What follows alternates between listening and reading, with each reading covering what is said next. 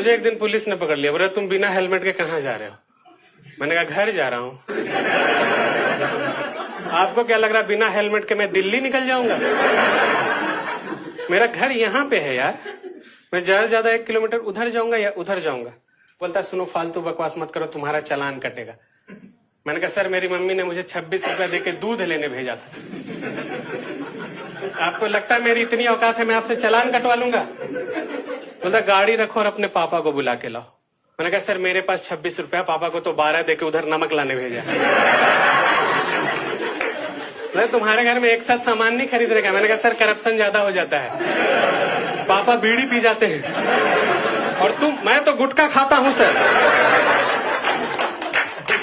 बोला तुम्हारे घर में सबसे ज्यादा पैसा किसके पास है? मैंने कहा दादी के पास है, और मैं चाहता हूं कि आप दादी से पैसे निकलवाओ, क्योंकि जिस औरत से 40 साल में हम पैसे नहीं निकलवा पा रहे हैं आप उसका चालान काट लोगे। साला जिसका चालान 105 साल से खुद यमराज नहीं काट पा रहा है उनका चालान आप काट लोगे, और मान लो आपने उनसे पैसे निकलवा भी लिए तो चला नहीं पाओगे। मेरी दादी के पास इतने काले और पुराने नोट हो गए हैं कि अभी आरबीआई वालों ने लेने से मना कर दिया। बोल रहे हैं ये धारक को 10 रुपए देने का वचन ताम्र पत्र में कौन दे रहा है? वो नोट इतने पुराने हैं उसमें गांधी जी के बाल हैं।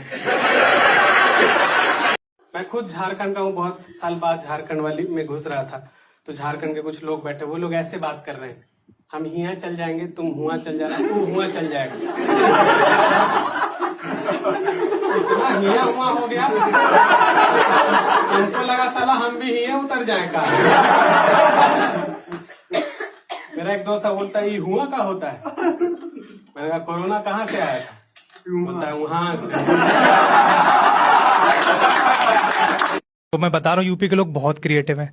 मैं बस से ट्रैवल कर रहा था तो आपने जनरली मूवीज में देखा होगा, लोग बस की सीट रिजर्व करने के लिए बाहर से रुमाल फेंक देते हैं। मैं अंदर बस के खड़ा हुआ था, एक सीट खाली थी, बाहर से एक बंदा भागता हुआ आया, उसने मुझे देखा, मैंने उसे देखा, उसने जेब में रुमाल ढूंढा, उसे नहीं मिला, तो उसने सीट पे थूक दिया। मैं क्या ही कर लूंगा इसके बाद? भागता हुआ अंदर बैठने आया, फिर एक और पीछे से बंदा आ गया, उसने मुझे देखा, मैंने उसे देखा, उसने रुमाल ढूंढा, उसे मिल गया, उसने सीट पे फेंक दिया। अंदर एक तीसरा बंदा खड़ा हुआ था, वो पहले के थूक को दूसरे के रुमाल से पहुंच के बैठ गया। देख रहे हो क्रिएटिविटी? वो पूछ रहा भाई साहब मेरा रुमाल पड़ा हुआ था, कह रहा रुमाल छोड़ मेरा थूक पड़ा हुआ था।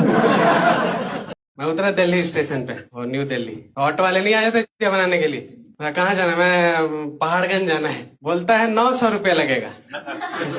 मैं भी स्मार्ट आदमी हूँ सर, मैंने कहा नया आदमी समझा क्या, 850 दूंगा। बाद में पता चला 850 मीटर ही है वहां से। बट काफी ईमानदार लोग हैं न्यू दिल्ली में, उन्होंने मुझे रियलाइज नहीं होने दिया कि मेरा कट चुका है। पहाड़गंज ले जाने के लिए 2 बार नोएडा से घुमा के लाया है। मैंने कहा भैया ये इंडिया गेट बार बार क्यों आ रहा है? बोलता है ये वो इंडिया गेट था, ये गेटवे ऑफ इंडिया है। मैंने कहा वाह भैया 900 रुपया में दिल्ली से मुंबई ले आया आप। मेरी एक आदत थी भाई, मैं बिना हेलमेट के बाइक बहुत चलाता था एक टाइम पे। मुझे जब पुलिस पकड़ लेती थी, तुम लोगों को पता होगा जो बिना हेलमेट के पकड़ाए, एक तो पता है 200 रुपए मांगते हैं वो लोग, और उस 200 रुपए के लिए हम इतनी घटिया घटिया कहानियां बनाते हैं। मेरी माँ बीमार है, अस्पताल में है, उसे खाना देने जा रहा था। मैं उस टाइम ये सोच रहा था कि भाई अगर 200 रुपए बचाने हैं, कहानी बतानी, तो ऐसी बताओ कि सामने वाले की फट जाए। मैंने बनाई बढ़िया। तो जैसे पुलिस वाले ने मुझे पकड़ा, कहने लगा बेटा कहाँ जा रहा है इतनी तेजी में बिना हेलमेट के? मैंने कहा मेरे मोहल्ले में मर्डर हुआ, रिपोर्ट लिखवाना। चाबी दी उसने, कहा जल्दी जा जल्दी, कातिल अभी वहीं होगा। तो 6-7 बार तो चला है इसके अंदर, 8वीं बार में पकड़ लिया। तेरा सारे मर्डर तू ही देख रहा है, सब तेरे मोहल्ले में ही हो रहा है, और बिना हेलमेट के देखता है।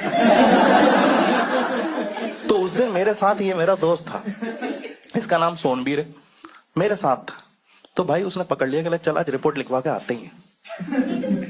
थाने में गए हम लोग, और भाई मुझे पता था कुछ तो था ही नहीं। उसने कहा किसका मर्डर हुआ, मैंने माफी मांग ली। मैंने कहा सर पैसे वैसे ले लो, पिछली बार के भी ले लो 200 करके।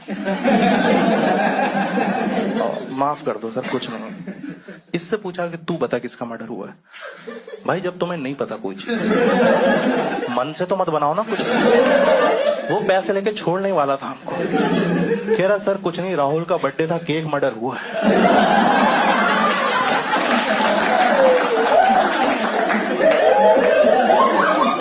3 दिन बाद छोड़ा फिर। आओ करो केक मर्डर। मुझे ऐसा लगता है हर लड़की का सपना सा ही हो गया है कि किसी दिन मुझे 2.5 लाख की चीज 2,500 में मिल जाए, दुकानदार नंगा घर जाए, बच्चे गिरवी रख दे वो अपने, पर मैं अपनी सहेली को बता सकूं देख काट लिया बार्गेनिंग करके। क्योंकि हम लड़के नहीं कर पा रहे हैं बार्गेनिंग, हमसे हो ही नहीं पाती, हमारी ना ईगो आड़े आ जाती है। तुम देख लो कभी हम दुकान पे जाएं कि भैया थोड़े कम कर लो ना, और दुकानदार बोल दे जब जेब में पैसे नहीं तो आता क्यों है। तो हमारा क्रेडिट कार्ड के साथ मेट्रो का कार्ड भी निकलता है कि साले दुकान खरीद लूंगा, 1500 है इसमें, 1500 में दुकान खरीद लेगा तू। मेरी गर्लफ्रेंड है, 25 लाख का पैकेज है उसका, लेकिन सरोजनी नगर में ही जाके मरती है और मुझे और ले जाएगी जबरदस्ती। तो मैं एक दिन इसके साथ गया, मैंने देखा इसे देख के एक आदमी ठेला लेके भाग रहा है, कह रहा है आ गई आ गई आ गई। आगे के लोग रोक रहे, भैया रुक जाओ, कह रहे ना ना आज अंडे खा के सो जाऊंगा। पर इससे डील नहीं करूंगा भाई मैं तो सरोजनी वालों से सांठ गांठ कर लूं ना तो मुझे नौकरी करने की जरूरत ही नहीं है। बस उन्हें बताना है कि आज आ रही है ये, कमीशन पहुंचा देना भाई मेरे घर पे। कुछ मुझे सिखाती रहती है तुम भी बार्गेनिंग किया करो, आनी चाहिए ये सब चीजें। मैं जो मैं करता हूं मुझे ये नहीं पता करनी कहाँ होती है। तो मैं एक दिन मेट्रो स्टेशन पे बहुत पिटा, मेट्रो की स्टाफ ने पेला मुझे, कहता साले कश्मीरी गेट के 15 ही देगा तू।